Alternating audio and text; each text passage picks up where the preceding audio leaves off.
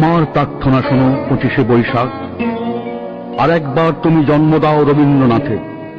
হতাশায় স্তব্ধ বাক্য, ভাষা চাই আমরা নির্বাক। পাঠাবো মৈত্রীর বাণী সারা পৃথিবীতে জানিতে। রবীন্দ্রনাথের কণ্ঠে আমাদের ভাষা যাবে শোনা। ভেঙে যাবে রুদ্ধশ্বাস নিরুত্তম সুদীর্ঘ মৌনতা। আমাদের দুঃখ সুখে ব্যক্ত হবে প্রত্যেক রচনা। পীড়নের প্রতিবাদে উচ্চারিত হবে সব কথা। আমি দিব্য চক্ষে দেখি অনাগত সে রবীন্দ্রনাথ। বুদ্ধদেব ভট্টাচার্যর পরিচয় শুধুই মুখ্যমন্ত্রিত্বে সীমাবদ্ধ ছিল না, তিনি ছিলেন একাধারে নাট্যকার ও কবি। আপাদমস্তক সৎ ও স্পষ্টবাক মানুষটি মন্ত্রিত্ব থেকে ইস্তফা দিয়ে তার সাধের নন্দনে বসে লিখেছিলেন একটি নাটক, দুঃসময়।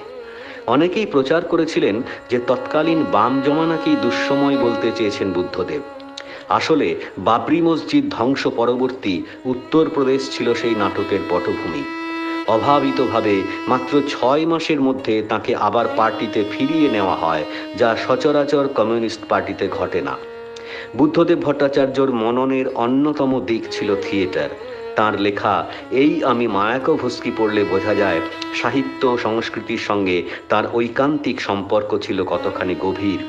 তার লেখা বইগুলির মধ্যে স্বর্গের নিচে মহাবিশৃঙ্খলা, নাৎসি জার্মানির জন্ম ও মৃত্যু, ফিরে দেখা, নাটকের মধ্যে ইতিহাসের বিচার, রাজধর্ম, মার্কেজের উপন্যাসের অনুবাদ বিপন্ন জাহাজের নাবিক, অথবা মানিক বন্দ্যোপাধ্যায়কে নিয়ে লেখা তার গ্রন্থ পুড়ে যায় জীবন নশ্বর।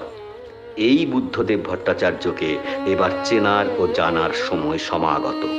সংস্কৃতি বার্তা গভীর শোক জ্ঞাপন করছে কবি ও নাট্যকার বুদ্ধদেব ভট্টাচার্যের প্রয়াণে। বাবুই আবার রবীন্দ্রনাথের সেই ভুলে যাওয়া বাণী অকস্মাৎ করে কানাকানি। দামামা ওই বাজে, দিন বদলের পালা এলো ঝড়যোগের মাঝে। নিষ্কম্প গাছের পাতা, রুদ্ধশ্বাস অগ্নিকর্ভ দিন, বিস্ফারিত দৃষ্টি মেলে এ আকাশ, গতিরুদ্ধ বায়ু। আবিশ্ব জিজ্ঞাসা এক চোখে মুখে ছড়ায় রঙিন, সংশয় স্পন্দিত স্বপ্ন, ভীত আশা উচ্চারণহীন। মেলে না উত্তর কোনো সমস্যায় উত্তেজিত স্নায়ু। ইতিহাস মোড় ফেরে পদতলে বিধ্বস্ত বার্লিন।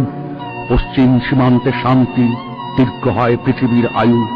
দিকে দিকে জয়ধ্বনি, কাঁপে দিন রক্তাক্ত আভায়।